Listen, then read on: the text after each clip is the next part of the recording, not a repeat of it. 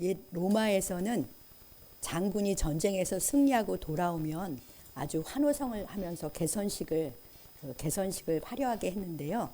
그때 그 개선 장군의 전차 뒤에는요, 한 하인이 서서 이렇게 속삭였다고 해요. 작은 소리로, 그러니까 그 장군만 들을 수 있도록 메멘토 모리, 메멘토 모리, 죽음을 기억하라, 이렇게 하인을 세워서 장군이 듣도록 그렇게 했다고 합니다. 왜냐하면 장군이 승리에 취해서 교만해질까봐 그렇게 되지 않도록 그런 역할을 한 건데요. 빛나는 성공 속에서도 사람은 흙으로 돌아갈 존재라는 것을 기억해서 겸손하게 하려는 그들만의 지혜인 것이죠. 전도서 7장에 보면 초상집에 가는 것이 잔치집에 가는 것보다 낫다. 그리고 지혜자의 마음은 초상집에 있고 우매자의 마음은 혼인집에 있다는 말씀이 있습니다. 그러면서 모든 사람의 끝이 이와 같이 될 것이라면서 산 자는 죽음을 마음에 두는 것이 지혜롭다, 그렇게 말씀하세요. 근데 우리는 죽음을 입에 올리기를 사실 꺼려해요. 두려워하기 때문에 그렇습니다. 그런데 성경은 하나님께서 이렇게 말씀하시는 거예요. 죽음을 마음에 두는 것이 지혜롭다, 이렇게 말씀하세요. 여러분이 잘 아시는 것처럼 전도서는 이렇게 시작합니다. 헛되고 헛되며 헛되고 헛되니 모든 것이 헛되도다. 그렇게 노래하면서 우리 인생의 덧없음과 무상함을 깨우쳐 주시잖아요. 이처럼 전도서의 주제 중 하나가 메멘토 모리예요. 죽음을 기억하라 입니다. 메멘토 모리, 죽음을 기억하고 사는 것이 지혜롭다고 하시는 이유가 무엇이겠습니까? 인생의 허무와 덧없음을 깨닫고 사는 것이 지혜로운 이유가 무엇입니까? 지나가는 하루하루가 소중한 날들이고 시간이다. 그러니까 그 시간을 허망한 데 쓰지 말고 정말 가치 있고 복되게 보내라는 말씀이겠지요. 그렇습니다. 그래서 전도서의 두 번째 주제는 까르페 디엠, 오늘을 붙잡아라예요. 전도서는 기원전 10세기에 살았던 솔로몬의 노래입니다. 솔로몬보다 500년 이상 먼저 산 인물이 기원전 15세기에 살았던 모세인데요. 모세도 이 진리를 깨닫고 노래했어요. 오늘의 말씀은 모세의 유일한 시편인 90편 말씀입니다. 또 한 해를 보내는 새 밑에서 주님 앞에 더욱 복되고 의미 있는 그러한 삶을 살기를 소망하면서 덧없는 인생 영원에 잇대어 살자라는 제목으로 하나님의 말씀을 듣겠습니다. 시편 90편은 이 표제어에 보면 하나님의 사람 모세의 기도라고 되어 있어요. 그러니까 이 시편은 하나님께 특별한 사랑을 받았고 주님의 권능의 손에 붙들려서 그 백성을 애굽에서 인도해낸 하나님의 사람 모세의 기도예요. 모세의 유일한 시편이고요. 시편 중에 가장 오래된 시편입니다. 출애굽의 지도자 모세의 인생을 우리도 조금은 알고 있지요. 그는 갈대 상자에 담겨서 나일 강물에 이렇게 떠 있었잖아요. 그런데 애굽 공주의 눈에 띄어서 그 물에서 건짐을 받았습니다. 그래서 그의 이름이 건짐을 받았다라는 뜻의 모세지요. 그런데 그는 이제 극적으로 강물에서 건짐을 받아서 바로의 궁에서 애굽의 왕자로 그렇게 자랐잖아요. 근데 그렇게 자란 그는 자기 민족을 홍해 물에서 건짐받게 하는 그러한 구원의 통로가 됩니다. 그래서 홍해에서 건짐받은 하나님의 백성과 함께 40년 광야살이를 했어요. 그들을 가나안의 코앞까지 인도하고는 홀로 느보산에 올라서 저 멀리 가나안을 보고는 그 느보산에서 홀로 죽습니다. 그래서 그에게는 모세는 무덤조차 없어요. 참으로 위대한 이스라엘의 지도자인데 그리고 하나님의 사람인데 그렇게 홀로 무덤조차 없이 죽었습니다. 그가 하나님께 드린 기도는 어떤 기도일까요? 자, 오늘 이제 시편 90편인데 첫 번째로 자기 백성을 향한 하나님의 사랑과 영원하심을 알고 찬양하며 인생의 덧없음을 깊이 알고 고백하는 그런 기도입니다. 오늘 본문 1에서 10절에 보면 하나님의 사랑과 영원하심을 찬양하고 우리 인간의 생이 얼마나 짧고 덧없는지를 고백하며 드린 기도예요. 역시 모세는 인생이 무엇인지를 깊이 아는 하나님의 사람입니다. 먼저 우리 주님의 우리를 향한, 그 백성인 우리를 향한 사랑과 영원하심을 살펴보겠습니다. 우리 1절 2절을 뜻을 생각하면서 같이 읽어보겠습니다. 주여, 주는 대대에 우리의 거처가 되셨나이다. 산이 생기기 전, 땅과 세계도 주께서 조성하시기 전, 곧 영원부터 영원까지 주는 하나님이시니이다. 아멘. 주님이, 하나님이 대대 우리의 거처이십니다. 모세의 고백대로 주님은 이스라엘 백성의 거처셨어요. 지난날 하나님의 백성인 그들에게도, 오늘날 하나님의 백성인 우리에게도 주님은 우리의 거처십니다. 그러니까 우리는 주님의 품 안에 살고 있는 거예요. 항상. 하나님의 백성의 조상인 아브라함이 처음 가나안 땅을 밟았을 때부터 주님이 아브라함의 거처가 되주셨잖아요. 그는 한 평의 땅도 없었지만, 거류하는 나그네로 살았지만 하나님이 아브라함의 거처가 되어주셨습니다. 그때부터 지금까지 하나님의 백성들은 이 땅에서는 다 거류하는 나그네예요. 그런데 주님이 우리의 거처, 우리의 진정한 거소와 안식처는 언제나 우리 주님이신 줄 믿습니다. 우리의 거처이신 주님께서 우리를 어떻게 보호하시고 돌보시는지 참으로 놀라운 말씀이 있어요. 역시 모세의 노래인데요. 신명기 9장 32장 9절로 12절 말씀해 보면 우리의 거처이신 주님이 우리를 어떻게 돌보시는지, 좀 긴데요. 제가 한 절씩 읽으면서 같이 보겠습니다. 9절에 여호와의 분깃은 자기 백성이라, 야곱은 그가 택하신 기업이로다. 놀라운 말씀이죠. 주님이 우리의 기업인 줄 알았더니 주님이 먼저 우리를 분깃으로, 자신의 분깃으로, 자신이 택하신 기업으로 삼아주신 거예요. 하나님의 백성인 우리들이 하나님의 기업이에요. 새 예루살렘, 그러니까 새 이스라엘이잖아요. 우리가 과거의 옛날 이스라엘도 하나님의 백성이지만 예수 그리스도를 믿어 새 이스라엘이 된 우리도 하나님의 백성이기 때문에 우리도 하나님의 분깃이고 하나님이 택하신 기업입니다. 그러니까 우리의 존재가 참으로 하나님 앞에는 의미 있고 놀라운 존재들이에요.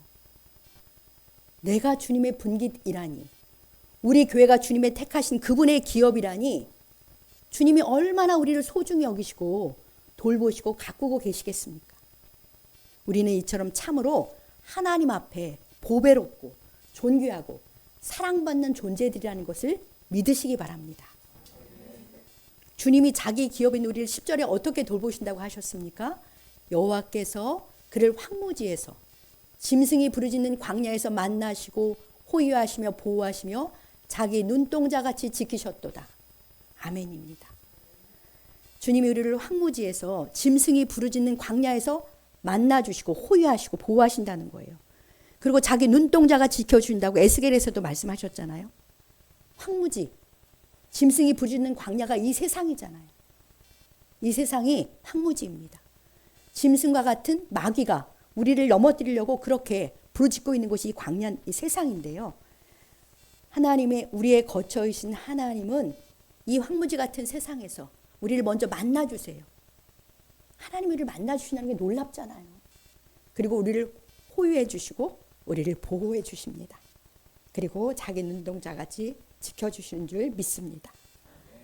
우리 11, 12절도 한번 같이 읽어보겠습니다. 마치부터, 마치 독수리가 자기의 보금자리를 어지럽게 하며 자기의 새끼 위에 너풀거리며 그의 날개를 펴서 새끼를 받으며 그의 날개 위에 그것을 엎는 것 같이 여호와께서 홀로 그를 인도하셨고 그와 함께한 다른 신이 없었도다. 아멘. 주님은 마치 어미 독수리가 자기 새끼를 보호하려고 이렇게 집에서 너풀거리고 그 보금자리를 보호하는 것과 같다는 거예요.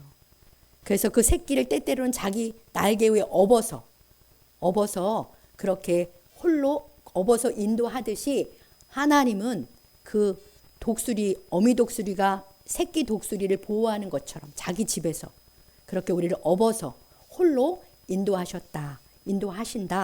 이렇게 주님께서 말씀해 주십니다.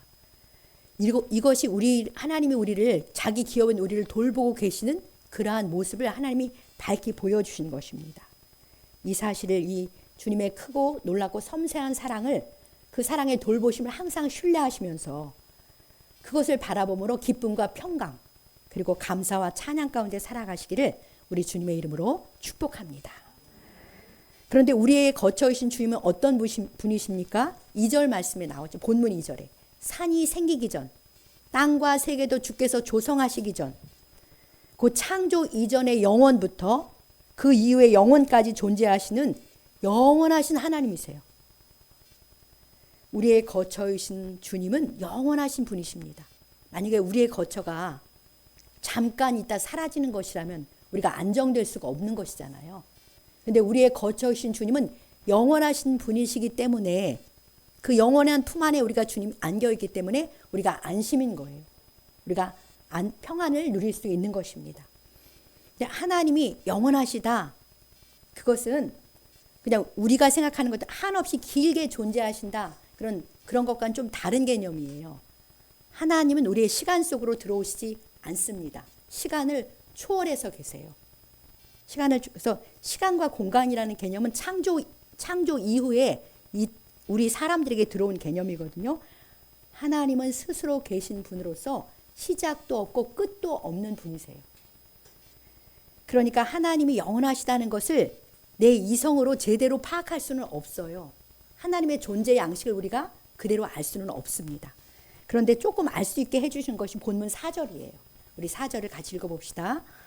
주의 목전에는 천년이 지나간 어제 같으며 밤의 한순간 같을 뿐임이니이다. 아멘. 하나님께는 천년이 지나간 어제와 같아요. 금요일에도 잠깐 말씀 나눴었잖아요. 그리고 천년이 밤의 한순간 같다고 하세요. 그러니까 천년이라는 세월이 우리에게는 아주 긴 시간이잖아요. 천년이 고려시대예요. 우리로 말하면 천년 전이. 근데 그때부터 지금까지가 하나님 앞에는 밤의 한순간 같다. 그러니까 다 현재로 보이시는 거예요. 하나님께는. 그래서 영원하신 하나님에 대해서 우리가 깨달아야 될 한 가지는 하나님께는 우리들의 과거, 현재, 미래가 다 현재로 보인다라는 것. 그것이 우리의 하나님의 영원하심에 대해서 우리가 인식해야 되는 것 중에 하나인 것이죠. 우리는 잠깐 있다가 사라지는 존재이지만 영원하신 주님께서 우리의 보호자요, 우리의 안식처요, 인도이기 때문에 우리는 안심입니다. 이 사실을 믿고 내가 항상 그 영원하신 주님의 품 안에 안겨 있다. 그것을 믿고 평강과 기쁨을 누리며 살아가시길 축복합니다. 그럼 그 영원하신 하나님 앞에 우리는 어떤 존재들입니까? 이제 3절부터 10절까지가 그것을 계속 반복적으로 이야기하세요. 3절에 보면 우리를 티끌이라고 말씀하세요. 너희 인생들은 티끌이니까 티끌로 돌아가라.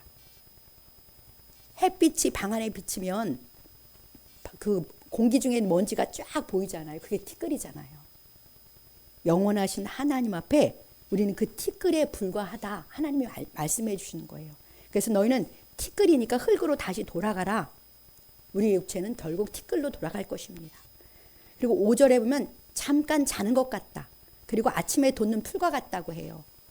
잠깐 잔다는 건 한낱 꿈에 불과하다는 거잖아요. 그리고 하루도 못 가서 마르는 풀과 같다는 거예요. 우리 인생. 그리고 9절에는 우리의 평생의 순식간에 다 한다. 이렇게 말씀하십니다. 자, 우리 그리고 10절에는 이렇게 말씀하시는데 우리 10절을 함께 읽어보겠습니다. 우리의 연수가 70이요 강건하면 80이라도 그 연수의 자랑은 수고와 슬픔뿐이요 신속히 가니 우리가 날아가나이다. 아멘. 그렇죠. 우리가 7, 80을 산다 해도 그 세월 동안 우리가 내세울 것은요 더 많이 수고했다. 더 많이 슬픔을 겪은 것뿐이라는 거예요. 그마저도 날아가는 것처럼 신속히 가니까 얼마나 우리 인생이 더덥습니까? 생각해 보십시오. 평생 내 소유를 늘리려고 애쓰고 삶의 터전을 견고하게 하려고 아둥바둥 살잖아요.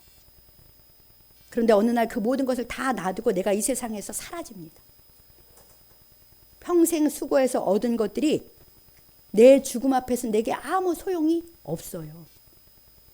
그리고 좋은 관계 속에 살려고 헌신하고 때로는 슬픔을 견디고 살았는데 죽음의 그 순간에는 아무도 나와 함께 해줄 수 없습니다.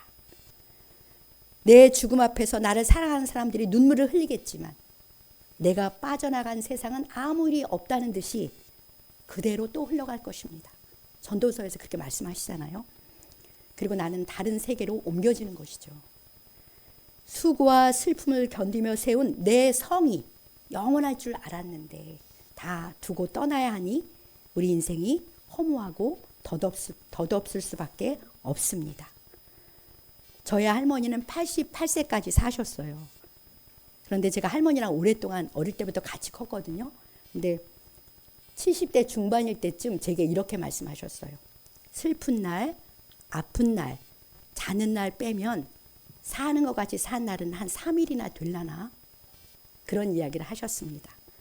사실 저는 그때 젊어서 할머니가 하는 말씀을 다 이해하지는 못했는데 그래도 참 인생이 고생스러운 거구나. 그리고 허무한 거구나. 그런 정도는 조금 느낄 수 있었습니다. 인생이 허무한 이유가 무엇입니까? 짧기 때문이에요. 평생이 순식간에 지나가 버리고 날아가는 것처럼 빨리 지나가기 때문에 삶이 허무하게 느껴지고 덧없게 느껴지는 것이죠. 그런데요, 하나님은 우리에게 영원을 사모하는 마음을 주셨어요. 왜냐하면 본래 사람은 하나님처럼 영생하도록 지음을 받았거든요. 에덴 동산에는 생명나무가 있었잖아요. 아담과 하와가 선악과를 따먹는 바람에 죄를 지어서 정령 죽으리라 하신 말씀대로 우리가 죽게 된 거예요. 그런데 창세기 3장 22절에 보면 하나님이 범죄한 인간이 생명나무를 따먹고 영생할까 봐. 범죄한 자가 영생하면 안 되잖아요. 그래서 에덴 동산에서 쫓아내시잖아요. 그러니까 우리는 다 영생하도록 지음을 받았던 그 본래로 돌아가고 싶은 마음이 저 저변에 있는 거예요. 그래서 심령 저 밑바닥에서는 우리가 영원을 사모하는 마음이 있습니다. 여러분들에게도 영원을 사모하는 마음이 있는 줄 믿습니다. 주님이 우리 그런 마음을 주셨으니까요. 하나님의 사람 모세는 이 진리를 일찍이 깨닫고 영원하신 주님께 긍휼을 구하는 거예요. 자, 우리 7절로 9절을 같이 읽어보겠습니다. 본문 7절로 9절입니다. 우리는 주의 노에 소멸되며 주의 분내심에 놀라나이다. 주께서 우리의 죄악을 주의 앞에 놓으시며 우리의 은밀한 죄를 주의 얼굴빛 가운데 두셨사오니 우리의 모든 날이 주의 분노 중에 지나가며 우리의 평생이 순식간에 다하였나이다. 네, 우리의 평생이 순식간에 다하며 죽게 된 이유는 다 우리의 죄악 때문이에요. 우리가 매일 짓는 무수한 죄가 주님 앞에 이렇게 놓여 있으니 주님의 노하심으로 인생이 소멸된다는 거예요. 우리는 아무도 모르는 은밀한 죄도 사실 많이 짓습니다. 그런데 그 은밀한 죄도 하나님의 얼굴빛 가운데 훤히 드러나서 하나님 앞에 숨겨지는 게 하나도 없는 거예요. 심지어는 내가 깨닫지조차 못하는 그러한 죄악들도 주님은 다 밝히 아시고 거룩하신 하나님은 우리의 죄에 대해서 분노하십니다. 주님의 분노로 우리는 땅에 사는 동안에도 여러 가지 징계를 받긴 해요. 징계가 아니고는 도무지 우리 죄를 깨닫지 못하고 돌이키지 않기 때문에 하나님이 때때로 징계에 매도 드십니다. 그러니까 우리의 인생이 수고와 슬픔뿐 아니겠습니까? 그렇게 죄짓고 주님의 분노를 일으키다가 일생이 순식간에 지나간 것이 인생이라는 거예요. 우리들의 삶이라고 말씀하십니다.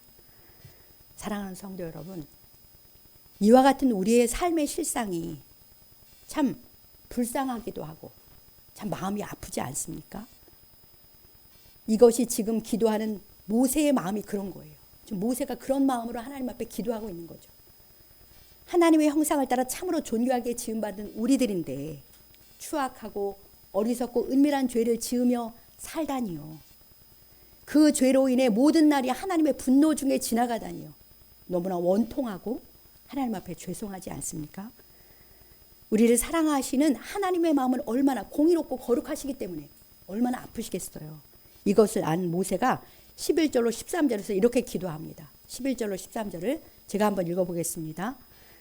누가 주의 노여움의 능력을 알며 장로님 11절로 13절을 보여주십시오. 11절로 13절입니다.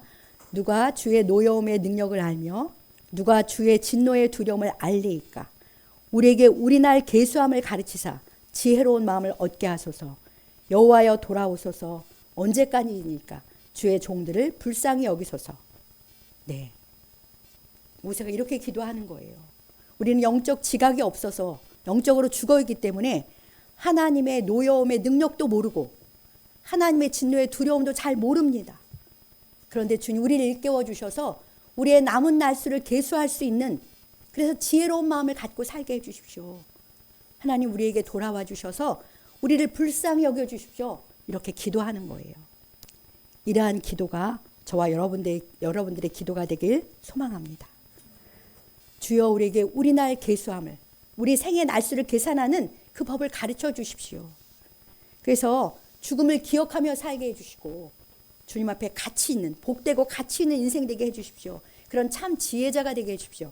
이런 기도를 하면서 매일매일 살아가시는 복된 우리가 되길 주님의 이름으로 축복합니다.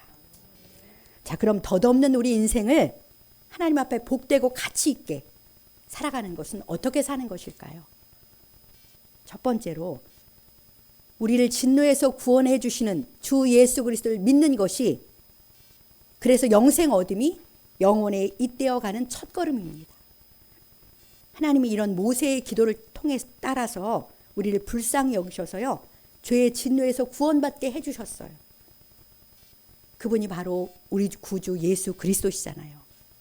하나님이 우리를 사랑하시기 때문에 버릴 수가 없으셔서 우리 구주 예수 그리스도를 보내주셨습니다. 이제 다음 주가 성탄인데요. 성탄을 앞두고 드렸던 사가랴의 기도를 한번 들어보시겠습니다. 누가복음 1장 77절로 79절입니다. 네, 우리 같이 읽어볼까요? 주의 백성에게 그 죄사함으로 말미암는 구원을 알게 하리니 이는 우리 하나님의 긍휼로 인함이라. 이로써 돋는 해가 위로부터 우리에게 임하여 어둠과 죽음의 그늘에 앉은 자에게 비치고 우리의 발을 평강의 길로 인도하시리로다. 아멘. 네. 마리아에게 아기 예수님이 오셨다는 소식을 듣고 사가랴가 예언하는 그러한 기도의 내용이에요. 하나님 그 풍성하신 긍휼로 주의 백성인 우리가 죄사함을 받고 구원을 얻도록 하신 거예요. 그래서 우리가 영혼으로 들어갈 수 있는 그런 문을 열어주신 것이죠. 돋는 해가 위로부터 우리에게 임하셨습니다. 그분이 바로 성탄에 오신 구주 예수 그리스도십니다. 돋는 해신 주 예수님이 어둠과 죽음의 그늘에 앉아있는, 그래서 허망한 삶을 살아가는 우리들에게 임하셔서 비춰주셨어요.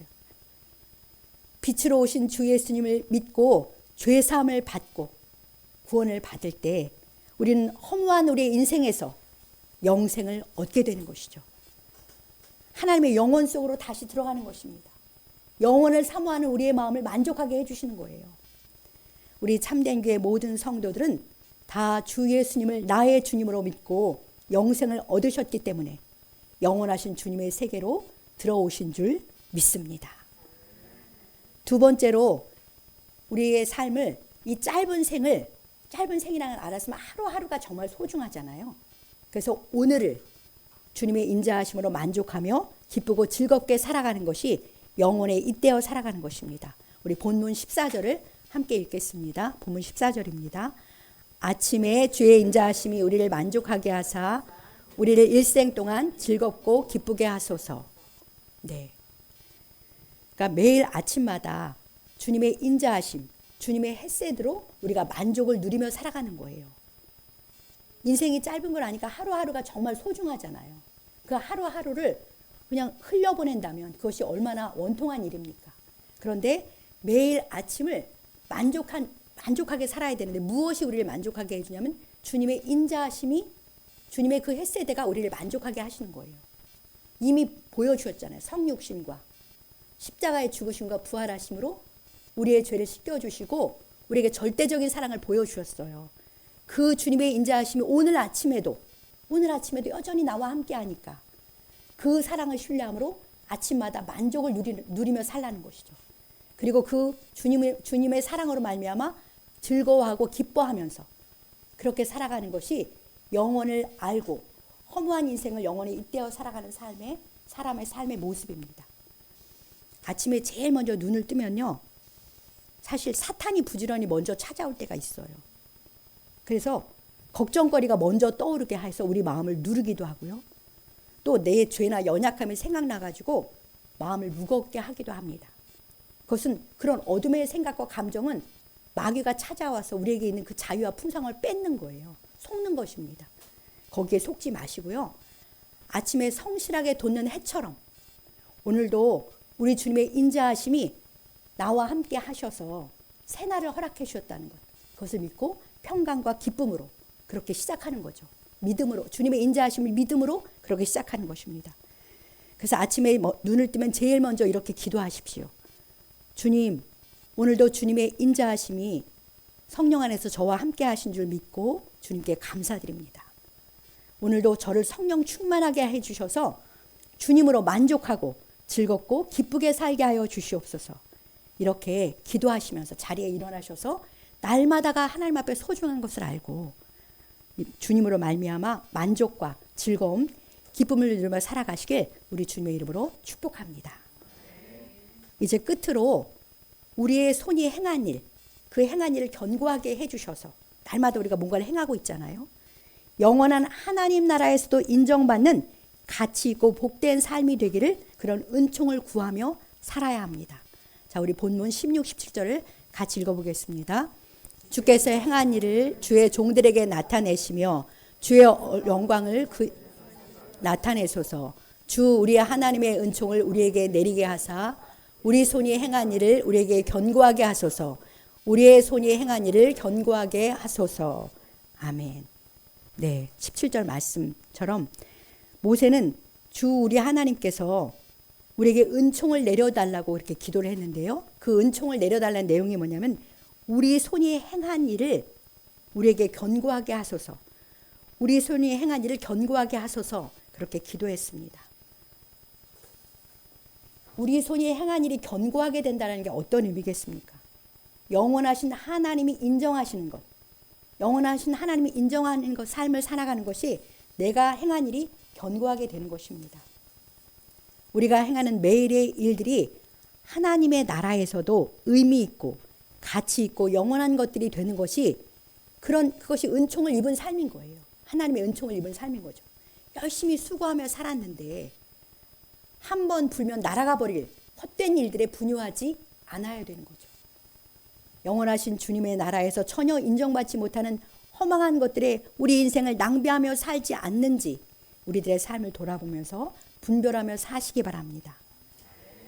여러분 누가복음 12장에 보면 예수님이 한 어리석은 부자 이야기를 하시잖아요. 밭에 소출이 너무 많아가지고 곡식을 쌓아둘 창고가 부족해서 창고를 크게 짓고 곡식을 거기에 가득 쌓아둔 부자가 있습니다. 그가 스스로 이렇게 말하죠. 내 영혼아 여러 해 쓸 거를 많이 쌓아놨으니까 평안히 쉬고 먹고 마시고 즐거워하자. 그렇게 자기에게 이렇게 이야기하면 아주 쌓아놓은 거로 만족하자. 하나님이 이렇게 말씀하시는 거예요. 어리석은 자야. 오늘 밤에 내 영혼을 도로 찾으리니 그러면 내 준비한 것이 누구의 것이 되겠느냐. 그러시면서 주님이 이렇게 마지막 교훈을 하십니다. 자기를 위하여 재물을 쌓아두고 하나님께 대하여 부여하지 못한 자가 이와 같으니라. 그렇게 부자를 어리석다 주님이 말씀하시잖아요.